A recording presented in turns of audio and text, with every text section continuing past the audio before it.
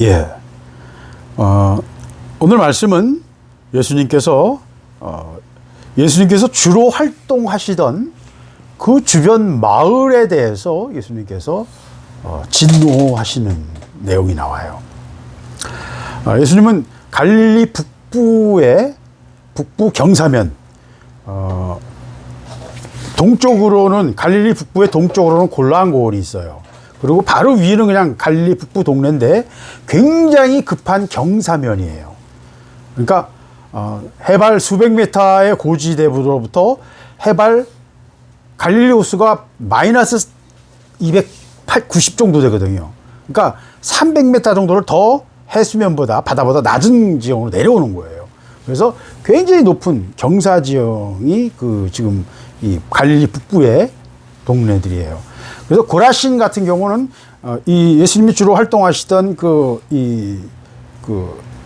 산상수훈을 말씀하셨던 팔복을 말씀하셨던 그 지역이 있어요. 그 지역에 베드로가 물고기 잡았던 자리, 그런 자리가 다 근처에 있는데 그 지역에 바로 제일 위에 있는 동네예요. 고라신. 아주 경치가 좋아요. 그래서 저는 그 고라신에 수영관 같은 거 하나 만들었으면 좋겠다. 게스트하우스 같은 거. 근데 딱 좋은 자리에 캐톨릭이 큰 수양관을 최근에 만들었어요. 몇 년 사이에. 크게 좋은 자리에. 아주 좋은 자리예요. 그래서 갈릴리 호수 전체가 쫙 보입니다. 그런데 고라신 마을의 바로 앞에, 마을에서 조금 내려오면 이제 거기에 수양관이 있거든요.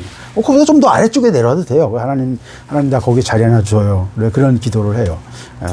예, 그러면 하나님 그런 수양관을 하나 갈릴리 호수에 가질 수 있게 해달라고 저는 마음의 기도를 합니다. 근데 그 고라신이 바로 그런 곳이에요. 언덕 위에. 그래서 예수님이 설교하시던 팔복을 말씀하시고 산상수를 말씀하시던 그 지역에서 한 3km 정도, 3km 정도 위쪽에 있는 산 위에 있는 동네예요. 그래서 훨씬 더 내려와서 호숫가에 예수님께서 말씀하셨고, 그리고 가버나움은 바로 그 옆에 예수님이 이사하셔서 활동하셨고, 모든 제자들의 집들이 거기 대부분 있었고, 물론 주 제자들, 베드로와 안드레, 야고보, 요한 이런 사람들을 말하는 거예요. 핵심 제자들의 집들이 다 가버나움에 있었어요. 그래서 그 가버나움도 갈릴리 북부에 있는 제일 큰 마을이에요. 그리고 벳세다 들녘, 오병이어의 기적이 일어났던 그 벳세다 들녘이 벳세다 옆마을이거든요. 가버나움에서 더 동쪽으로 가면 갈릴리 호수 북쪽 끝, 이제 남쪽으로 내려가는 호수가 구부러지는 지역에 이 벳세다 들녘이 있어요. 골란고원에서 내려오는 강물이 퇴적해서 흙이 퇴적돼서 만들어진 벌판이에요. 벳세다 들녘이 있는데 그 벳세다 들녘이 있는 지역에 벳세다라는 마을이 있어요. 지금은 이제 마을이 없어요. 지금은 다 황폐돼서 없었지만 예수님 당시에 벳세다라는 마을이 거기 있었어요.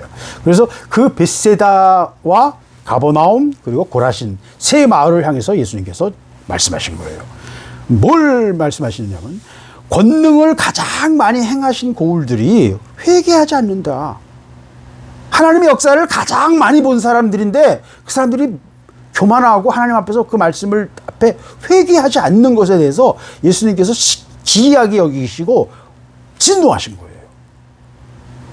바로 앞에 보면 이제 예수님께서 바다를 잔잔케 하시기도 하시고 중풍병자를 고치시기도 하시고 회당장의 딸을 죽은 회당장 야이로라고 나중에 알려져 있어요. 다른 성경에서는 회당장의 죽은 딸을 살리시고 또 맹인의 눈을 뜨게 하시고 벙어리를 입을 열어주시고 이런 기적을 쉴 새 없이 행하셨고 수많은 백성들이 예수님을 따라와서 그 벳세다 들녘에서 또는 이 산상수훈을 하던 이 갈릴리 북부 해변가에서 수많은 사람들이 예수님을 쫓아다니면서 어마어마한 병자들이 쫓아다녔거든요. 그들이 그냥 조용히 만지기만 해도 병이 낫고 12의 혈루증 앓던 여인도 조용히 옷을 만졌더니 그냥 병이 낫잖아요.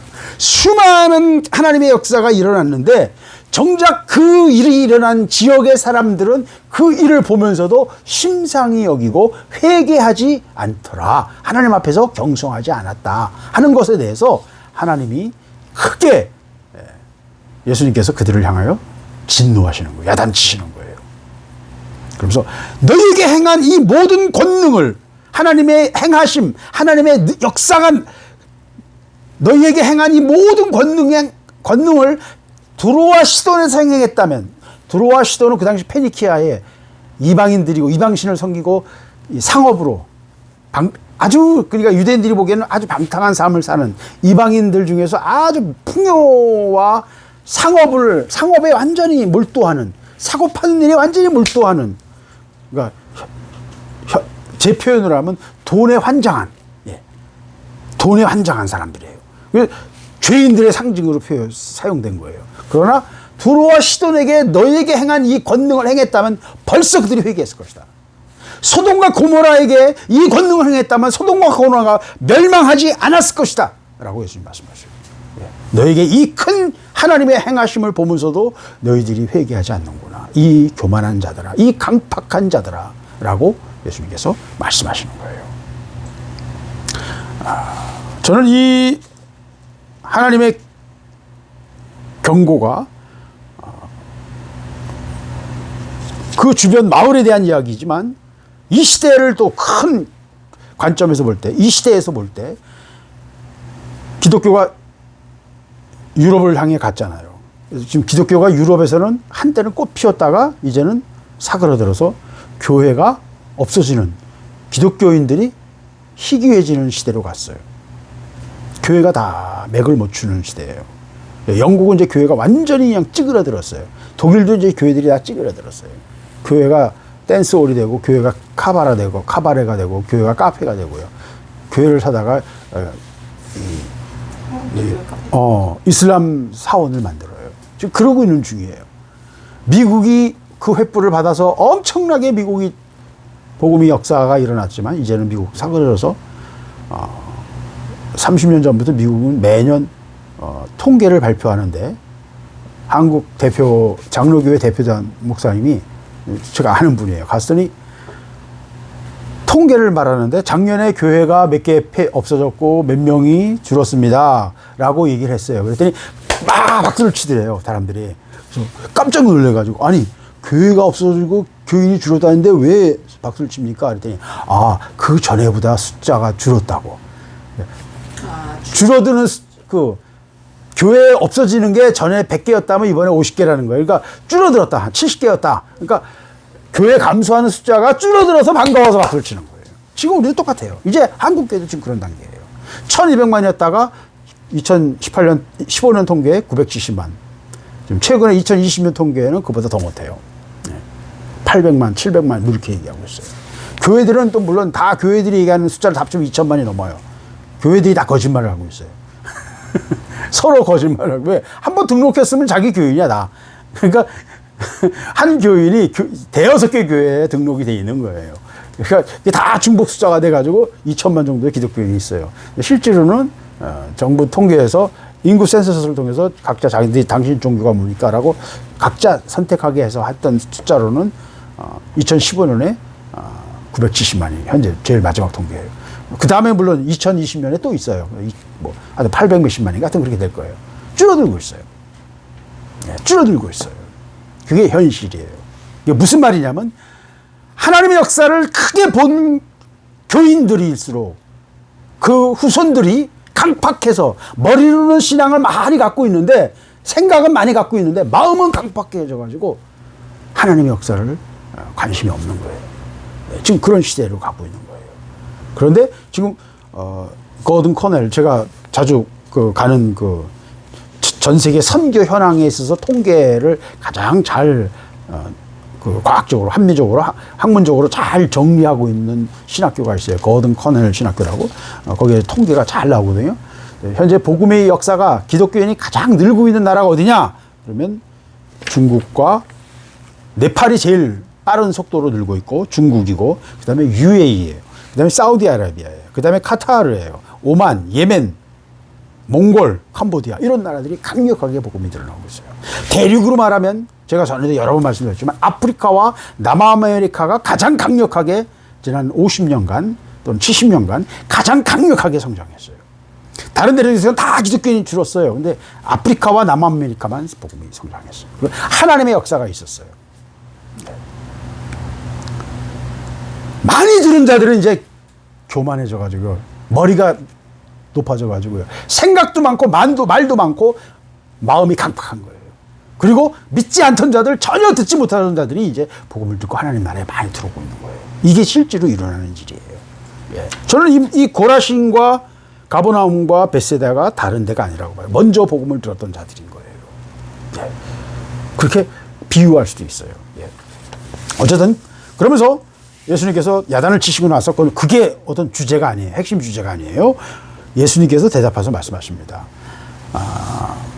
천지의 주제이신 아버지여, 이것을 지혜롭고 슬기 있는 자들에게는 숨기시고, 25절, 어린아이들에게는 나타내심을 감사하나이다. 하나님이 자기가 스스로 지혜롭다고 생각하고 슬기 있다고 하는 자들에게는 숨기신대요. 그리고 어린아이들에게 나타내신대요. 이게 하나님의 비밀이에요. 근데 뭐라고 말씀하세요? 하나님을 어떻게 부르세요? 천지의 주제이신 아버지시여. 우리의 신앙은 이 기초 위에 서 있어요. 우리 세상 만드시고 딴 데 가 계시는 기계공 하나님이 아니에요. 현재 이 시간도 천지를 주관하고 계시는 하나님이세요. 근데 왜 하나님 직접 개입 안 하세요? 그건 하나님의 법이에요. 하나님은 인간에게 자유를 주셨고요. 이 세상, 이 지구 위의 세상에서는 인간이 선택하고 결정하는 것에 대한 주권, 선택을 인정하세요. 하나님이 직접 개입해서 천사를 통해서 마구 막 독재자처럼 막 강요하고 막 그러는 게 안 하신다는 거예요. 그렇게 하실 수 없기 때문에가 아니라 그게 하나님의 방법이 아니기 때문입니다. 인간에게 맡기셨어요. 인간 스스로 해야 되는 거예요. 근데 천지의 주제이신 분이 누구예요? 하나님이시다. 왜 우리가 하나님을 섬겨야 돼요? 유대인의 하나님인데 왜 우리가 하나님을 섬겨야 됩니까? 그분은 유대인 하나님이 아니에요. 그분은 천지를 만드신 우리의 아버지세요. 천지의 주제이신 아버지시여라는 이 한마디가 모든 종교다원주의를 다 박살내는 말이에요. 네. 박살내는 말이에요. 오늘 말씀이 그 전체를, 핵심을 딱 우리에게 쥐어주는 말씀입니다. 하나님은 어떤 자들에게는 감추시고요, 어떤 자들에게는 나타내세요. 나타내신다는 말은 계시하신다. 계시라는 말은 닫혀있는 문이 열리니까 안에가 보이는 거예요.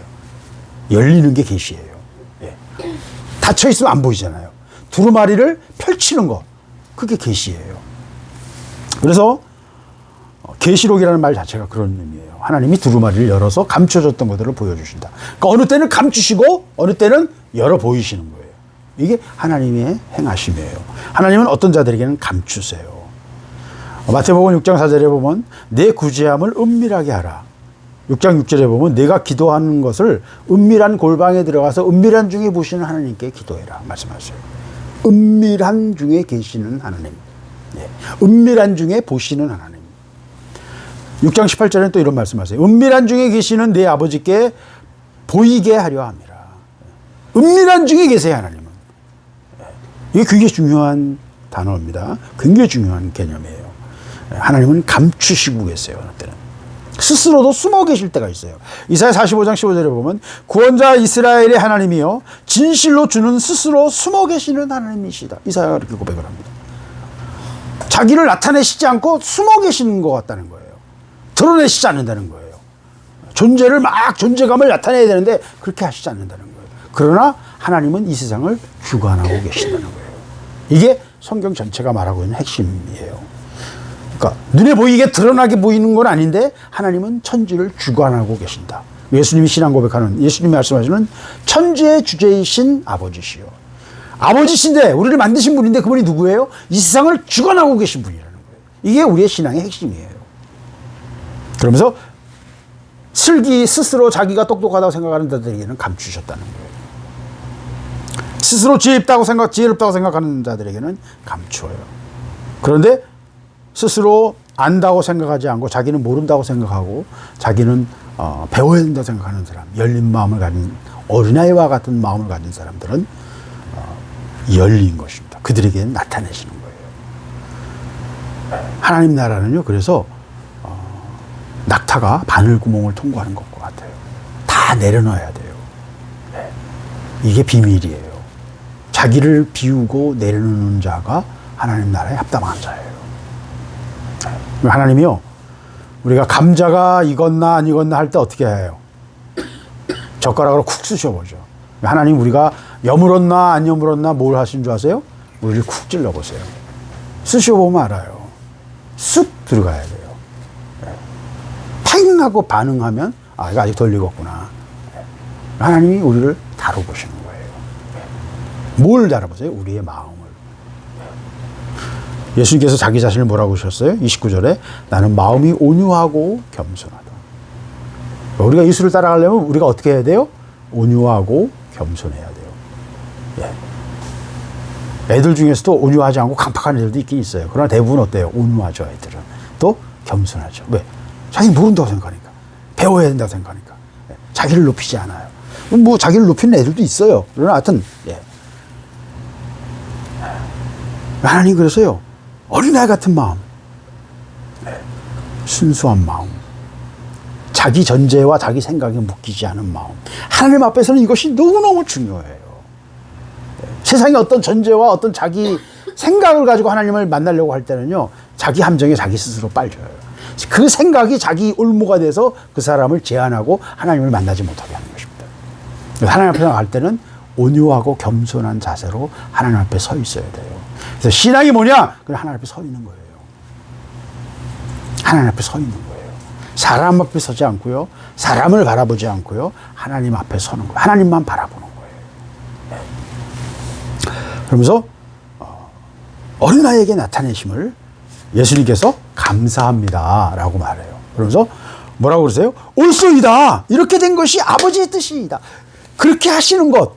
지혜롭다고 생각하고 자기가 똑똑하다고 생각하는 사람들에게는 감춰져 있고 복음이 미련하게 보이고 하나님의 뜻이 미련하게 보이고 어린아이와 같고 순수한 마음으로 깨어진 마음으로 상한 마음으로 하나님 앞에 그냥 어떻게 할 수가 없어서 자기 문제로 괴로워서 살려달라고 마음을 열고 달려드는 뱀도 목마르고요 죽게 생겼으면 뱀도 사람에게 살려달라고 그래요. 뱀에게 물을 먹여도 뱀이 안 물어요. 물을 먹이고요 먹을 걸 주고 해요. 물에 빠진 뱀을요 건져주면요 뱀이 고맙다고 막 이러고서 가요. 뱀도 살려달라고 몸을 던진다고요. 짐승도 마찬가지예요. 이게 하나님의 뜻입니다. 옳소이다.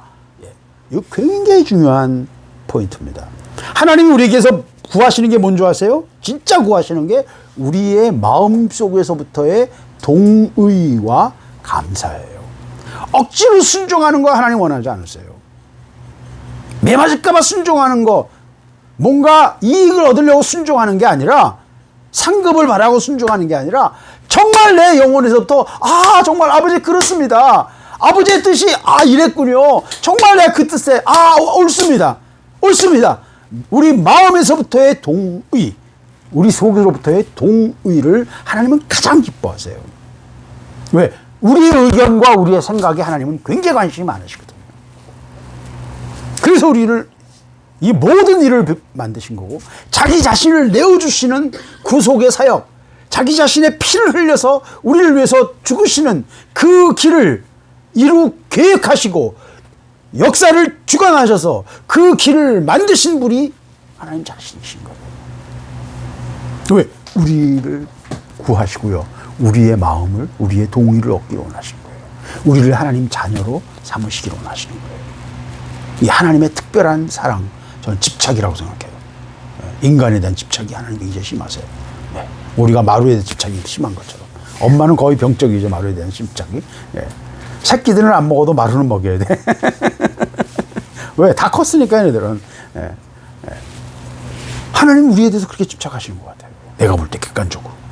천사들은 그렇게 순종해도 하나님 뭐 묘사가 없으니까 하나님이 천사들 어떻게 다루시는지는 우리는 모르겠으나 인간에게는 하나님을 배반하고 허랑방탕해서 아버지가 주신 귀한 것들을 다 날려버리는 탕자 같은 우리들을 부르시기 위해서 자기 몸을 내어주시기까지 우리를 부르시고 사랑하시는 이 아버지의 사랑을 우리는 이해하기 어렵습니다. 예수님께서 그래서 옳소이다. 이게 아버지의 뜻입니다. 예수님 격하게 공감하세요. 그러면서 뭐라고 말씀하십니까? 내 아버지께서 모든 것을 내게 주셨으니 아버지 외에는 아들을 아는 자가 없고 아들과 아들의 소원대로 계시를 받는 자 외에는 아버지를 아는 자가 없나이다. 네.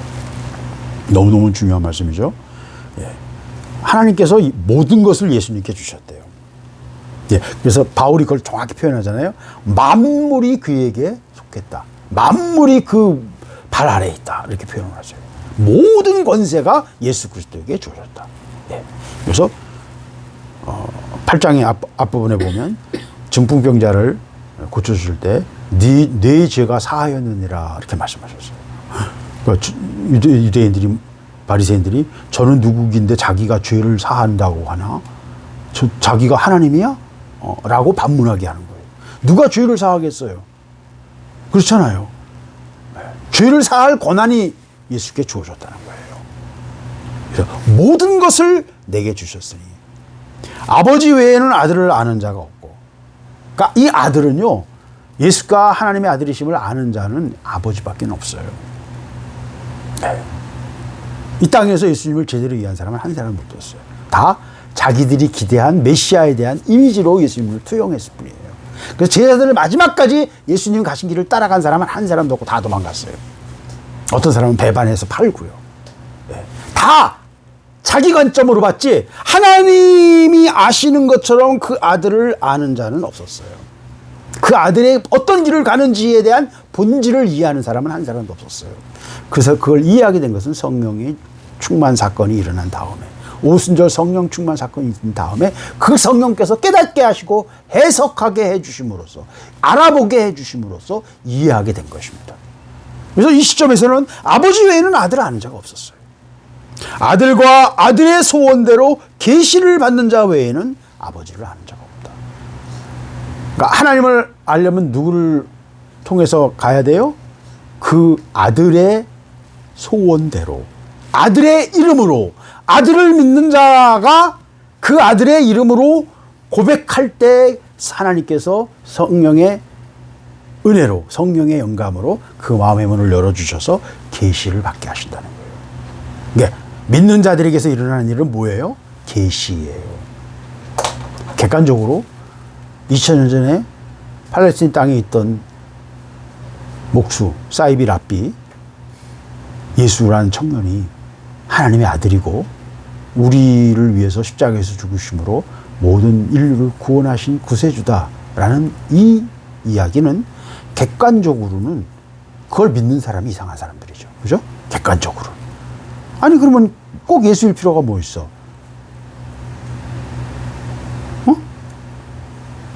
꼭 예수일 필요가 뭐 있냐고. 똑같은 얘기를 이만희는 왜 안 돼? 예수가 하나님의 아들이라면 이만희는 또 왜 안 돼? 박태선이는 왜 안 돼? 다 주장할 수 있잖아요. 예. 객관적으로 볼 때는 누가 누군지 어떻게 아냐고. 예. 그걸 어떻게 믿냐고. 이걸 믿는 것 자체가 이상한 거예요. 예. 이거는 계시에 의해서 하나님이 마음을 열어주시지 않으면 예수를 주로 고백할 수 없어요. 그건 계시라고 오늘 분명히 예수님 말씀하시잖아요. 그건 하나님의 역사예요. 그래서 하나님을 알고 예수를 알게 되고 구원받게 되는 일은 사람이 하는 일이 아니에요. 이거는 하나님의 행하심이에요. 제가 계속 말하지만 동진하는 거대한, 계속해서 하나님의 거대한 행하심이 있었어요. 역사를 통해서. 지금도 그 역사가 계속 일어나고 있어요. 아까 말했잖아요. UAE에서, 네팔에서, 중국에서 강렬한 하나님의 복음의 역사가 지금 일어나고 있다고. 불이 번지고 있다고. 산불이 아니라 하나님의 불이 번지고 있다고. 이미 유럽에서, 미국에서, 한국에서는 꺼져가고 있는 이 불이 지금 다른 곳에서 번지고 있다고. 하나님의 일이 일어나고 있다고요.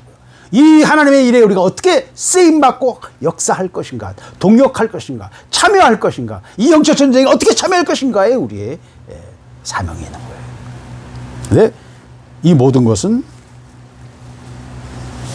예수 그리스도의 이름으로, 아들의 소원대로, 하나님, 예수님께서 은혜를 주셔서, 예수께서 그 마음을 열어주셔서 계시를 받게 해야 하나님을 알게 된다. 그래서 신앙은요, 신앙은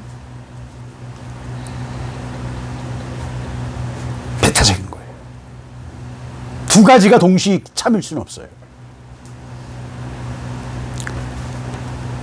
천재주제이신 아버지라는 이름을 우리가 여러 가지를 설명할 수는 있어요.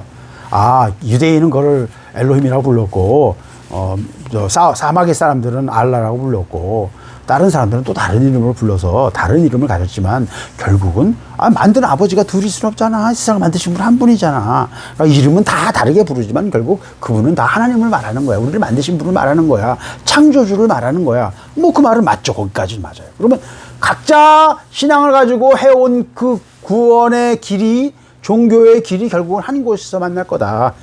그 하나님 앞에서 만나게 될 것이다. 이게 현재 종교다원주의가 유엔이 얘기하고 있는 종교다원주의 이론이고, 이것이 박보희, 통일교의 박보희가 만들어낸 논리예요. 통일교 논리예요. 이 논리에 서울대생이 수백 명이 넘어갔어요. 통일교의 지금 핵심 세력을 만들고 있는 사람들이 그 박보희를 중심으로 그 사람들이에요. 그래서 통일교가 전 세계에 퍼진 거예요. 엘리트들이 그 속에 수백 명이 참여해버려요. 논리 하나의 미혹 때문에 이렇게 되는 거예요. 칼 막스 한 사람의 그 정교한 논리, 그건 굉장히 날카로운 논리거든요. 칼 막스의 논리는. 그 자본론이나 이 칼 막스의 그 공산주의 이론에 들어있는 경제사적 이해는요, 아주 날카로워요. 지금도. 굉장히 날카로운 이론이에요. 결국 분배의 문제, 계급의 문제를, 본질을 정확히 보고 있어요. 역사를 정확히 분별하고 있다고요. 그 생각에 묶인 수십억의 사람들이 지금도 백몇십 년째 거기서 벗어나지 못하는 거예요. 네. 사람의 생각에 얽히면요, 못 벗어나요. 칸트와 헤겔의 합리주의의 생각에 얽힌 사람들은 그 합리주의에서 못 벗어납니다. 네. 그게 다 같은 맥락 속에서 생각 속에 있는 거예요. 생각하는 방법에 있는 거예요. 그래서 아들의 뜻대로 계시를 받지 않은 곳에는 하나님을 알 수가 없어요. 하나님을 알 수가 없어요. 하나님을 만날 수 없어요. 이것이 오늘 성경이 말하고 있는 핵심이에요. 예수 그리스도의 유일함, 배타성, 나는 길이요 진리요 생명이라 말씀하시는 그 말씀 속에 들어있는 참된 의미가 여기에 있습니다. 그래서 모든 것을 내게 주셨으니, 제가 말하잖아요. 모든 것의 해답은 예수 그리스도다. 왜? 모든 것을 주님께 주셨거든. 그래서 그리스도 중심주의라는 말을 쓰는 거예요. 모든 문제의 유일한 해답은 예수 그리스도다. 아니, 쓰레기 때문에 지금 난리인데, 이 더위 때문에 난리인데, 기후변화 때문에 난리인데, 이것도 예수가 해답이에요? 이것도 해답이 예수 그리스도. 예수 그리스도 안에 그 해답이 있어요. 생물학, 제가 얘기하지만, 생물학에 여러 가지 문제가 있어요. 어떻게 해야 그걸 우리가 할 건가? 대부분 질병을 어떻게 해결하느냐 문제죠. 해답이 어디 있어요? 그걸 설계하신 분이 예수님이시거든요. 네, 그분에게 가야 돼요. 그분에게 물어야 돼요. 어떤 선택, 어떤 결정이든 그것이 참된 선을 가져올지 악으로 끝날지를 어떻게 알 수 있습니까? 그분께 물어야 돼요. 예수 그리스도가 만사의 솔루션에, 모든 문제에 대한 해답이에요. 이건 말장난 같지만 저도 맨 처음에 말장난이라고 생각했어요. 말장난이라고 생각했어요. 근데 아니에요. 그게 맞아요. 그래서 칼 바르트한테 크게 비친 것 중에 하나가 이 부분이에요. 바르트가 이 부분을 너무 깊이 봤어요. 예. 칼빈보다 더 깊이 봤어요. 예. 예수 그리스도가 모든 것의 중심이시다. 그래서 바르트를 비평할 때 지나치게 투머치 그리스도 센트릭, 너무 예수 중심주의로 가서 다른 삼위일체가 다 무너졌다. 예수 중심주의로만 가버려서, 단일 신교처럼 예수만 보이는, 하나님과 성령은 다 감춰진다. 뭐 이런 식으로 비평하기도 해요. 신학적으로. 근데 그럴 수밖에 없는 게 모든 것을 예수님께 맡기시거든요. 이게 맞는 거예요. 그러면서 예수님께서 이 말씀을 하신 다음에 뭐라고 하세요? 바로 그 다음에 수고하고 무거운 짐진 자들아 다 내게로 오라. 내가 너희를 쉬게 하리라. 예수님께서 우리에게 주시려는 것은 안식이에요. 안식. 쉼을 주시기로 원하세요. 우리 다 쉬기로 원하잖아요. 편하게 쉬기로 원하잖아요. 쉼이, 여기서 쉼은 육체적인 쉼, 정신적인 쉼, 영적인 쉼을 다 포함합니다. 예. 모든 것을 다 포함해요. 예. 몸이 불편해서 몸에 쉼이 없을 수 있어요. 몸이 불편할 수도 있어요. 병이 들거나 뭐 신경이 예민하거나 사람이 못 쉬는 사람 있잖아요. 예. 그럴 수도 있고요. 정신이 그럴 수도 있어요. 몸은 건강한데 정신적으로 불안정해. 예. 그럴 수 있어요. 또 영혼이 쉬지 못할 때가 있어요. 네. 그게 결국 정신으로 나타나지만 그 영혼의 불안은 어떻게 할 수가 없는 거예요. 영혼에서부터 오는 거는요, 정신적인 육체적인 조건을 만족시켜도 그게 해결이 안 되는 거예요. 그래서 사람이 자꾸 어떤 부분을 계속 집착하게 되는 거예요. 그래서 수고하고 무거운 짐진 자들아. 예수님이 부르시는 사람은요, 수고하는 사람, 무거운 짐진 자들, 짐을 진 자들이에요. 인생을 피곤하게 살고 상한 마음, 지친 영혼, 깨어진 마음을 가진 자들이 예수님 앞에 나오기 좋은 조건을 가진 사람들이에요. 자기 스스로 배부르고요, 자기 스스로 부자들, 자기 스스로 높고요, 자기 스스로 안다고 생각하는 선생들은 예수님께 못 나옵니다. 그래서 죄인들이, 노예가, 하층민들이 더 먼저 예수님을 만나는 거예요. 가난한 자들이 더 먼저 예수를 만납니다. 그래서 가난한 자가 복이 있다, 예수님 말씀하셨습니다. 이게 절대 가벼운 얘기가 아니에요. 깨어진 마음으로만 하나님을 만날 수 있다는 거예요. 교만한 마음으로, 강팍한 마음으로 내가 뭘 안다는 생각을 가지고서는 하나님 앞에 설 수가 없어요, 인간은. 하나님과 올바른 관계가 교섭이 안 돼요. 자세가 안 나와요. 교만해가지고. 그래서 수고하고 무거운 짐을 지고 힘들어서 지치고 낭망한 사람들이 오히려 더 빨리 하나님께 나가는 거예요. 그래서 사람들이 병들고요, 실패하고 예수를 만나는 거예요. 이게 공식이에요. 왜? 깨어진 마음, 어린아이 같은 마음, 자기 전제가 없고 자기 계획이 없고 자기 생각이 없는 사람들, 아무 생각 없는 사람들, 그냥 먹을 것만 있으면 되고 내가 좀 이 고통과 이 압박에서 빨리 벗어나고 싶어, 그거밖에 없는 사람들, 그 사람들이 오히려 쉽게 진리의 길에 이른다는 거예요. 그 말씀을 하시는 거예요. 다 내게로 오라. 내가 너희를 쉬게 하리라. 하나님은 우리에게 안식을 주기로 원하세요. 하나님은 우리에게 궁극적인 안식을 주기로 원하십니다. 하나님의 목표는 하나님의 안식에 우리가 들어오는 거예요. 하나님의 영광에 들어가는 거예요. 나는 마음이 온유하고 겸손하니 나의 멍에를 메고 내게 배우라. 예수님은 마음이 온유하고 겸손하십니다. 온유하다는 말은 하나님께 맡기고 스스로 자기가 변론하거나 변호하거나 다투지 않는 것입니다. 하나님께 맡기는 거예요. 영을 따르는 것이고 온유하는 것은 자아가 죽은 자예요. 아까 말했잖아요. 고구마가, 감자가 익었나 안 익었나 어떻게 해요? 젓가락으로 푹 찔러보면 알아요. 쑥 들어가는 것이 익은 거죠. 뭔가 중간에 걸리면 그건 안 익은 거예요. 온유함이란 자기가 죽은 자예요. 죽은 놈은 말이 없거든요. 하나님께 맡기는 거예요. 하나님이 변호해 주길 기다리는 거예요. 스스로 변호하거나 다투지 않는 거예요.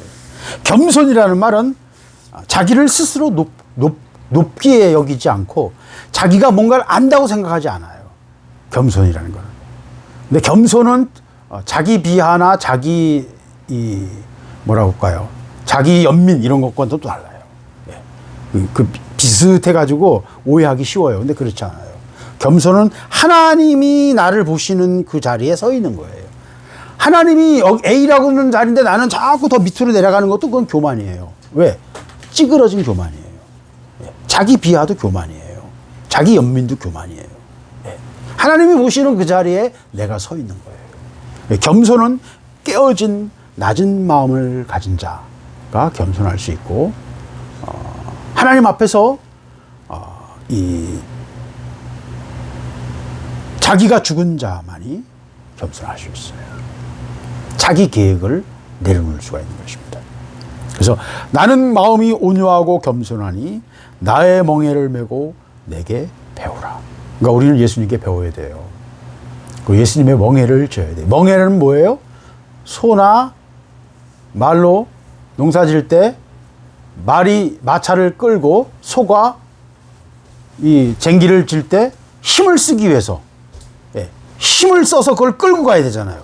그 힘을 쓰기 위해서 그 힘을 받는 것이 여기 등짐을 지는 거예요. 이렇게 멍에를 이렇게 메어요.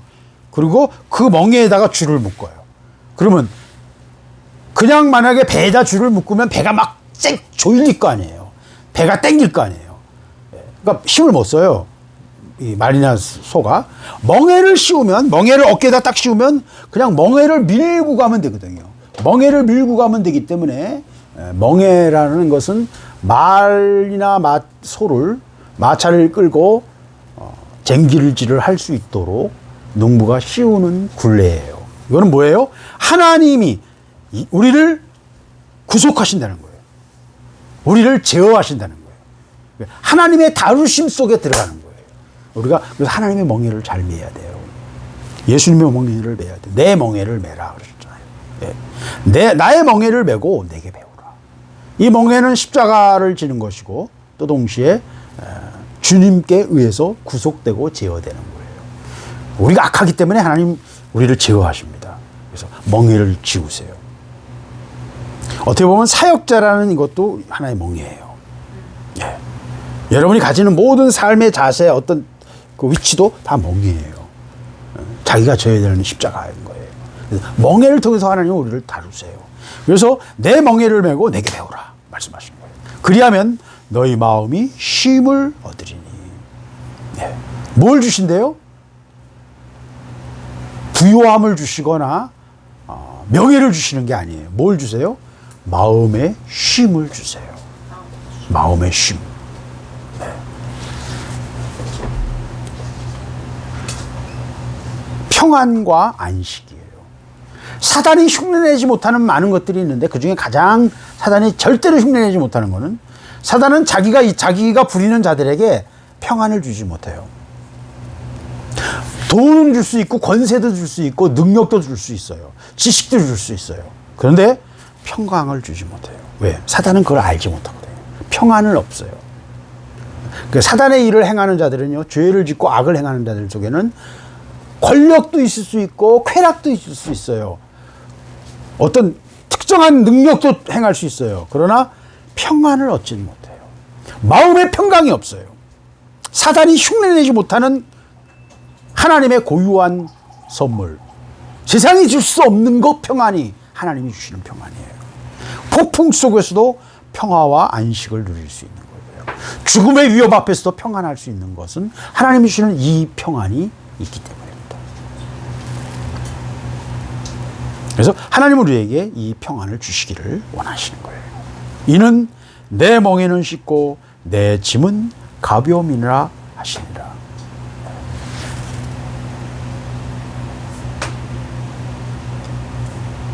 하나님의 일은요, 쉽고 가볍습니다. 여러분, 그냥 앉아있으면 안 돼요?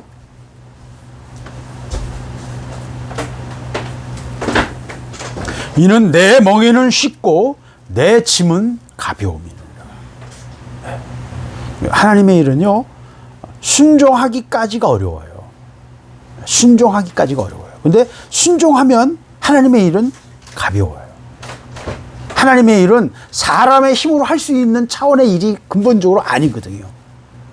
하나님의 일은 사람의 힘으로 할 수 있는 일이 아니에요. 그러니까 누가 해요? 하나님이 하세요. 모세가 어떻게 나일강을 피로 만듭니까? 모세가 어떻게 홍해를 가릅니까? 그건 사람이 할 수 있는 일이 아니에요. 모세가 한 일이라는 것은 믿음을 가지고 그 말에 순종하여 하나님 말씀에 순종해서 지팡이를 휘두른 것뿐이에요. 그러나 그 일을 통해서 하나님이 역사하셔서 모든 것을 갈라내신 것입니다. 하나님의 일이 일어나게 하신 것입니다. 그래서 하나님의 일은 쉽고 가벼워요. 문제는 뭐예요? 순종하기까지가 어려운 거예요. 그 뜻을 알고 순종하고 믿음으로 선택하는 것, 그게 어려워요. 그러나 순종하고 믿음으로 선택하면요, 그 일은 쉬워요. 왜? 하나님이 하시는 일이에요. 하나님의 일은 사람이 할 거는 다른 거 없어요. 사람이 하는 거는 순종하는 것, 믿음으로 행하는 것, 하나님 앞에 온전한 동의를 드리는 것, 그게 가장 중요한 것이에요. 그래서 하나님의 일은 우리의 육으로 하는 일이 아니에요. 하나님의 일은 하나님이 하시는 거예요. 우리가 하는 것은 순종과 믿음을 보여드리는 거고 하나님께 동의하는 거예요. 그러면 하나님이 일하십니다. 그래서 내 멍에는 쉽고 내 짐은 가볍다 말씀하시는 것입니다. 그래서 이 믿음의 길은요, 사람은 이해하기 어렵습니다. 사람은 받아들이기도 어려워요. 네. 이건 합리적인 게 아니에요. 합리적인 게 아니에요. 마음이 깨어진 자, 마음이 낮아진 자, 자기 전제와 자기 생각에 묶이지 않은 자, 어린아이 같은 마음을 가진 자에게 하나님은 하나님을 아는 길을 예수 그리스도를 통해서 우리에게 열어주시고 진정한 평안과 안식의 길로 우리를 이끌어 가시기를 원하시는 것입니다. 이것이 하나님이 우리에게 주시려는 은혜예요. 그러나 많은 기적을 보고 하나님의 영광이 나타나는 것을 보았으면서도 마음이 굳어져 가지고 교만해서 하나님의 음성을 순종하지 않았던 고라신과 가버나움과 베시다를 향해서 유럽과 미국과 대한민국을 향해서 하나님은 말씀하고 계신 거예요.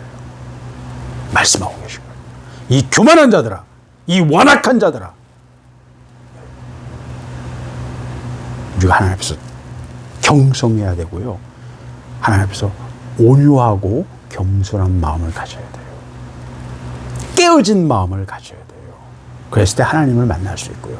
하나님의 음성을 들을 수 있습니다. 계시를 받을 수 있습니다. 이것이 오늘 본문이 우리에게 말하고 있는 것입니다.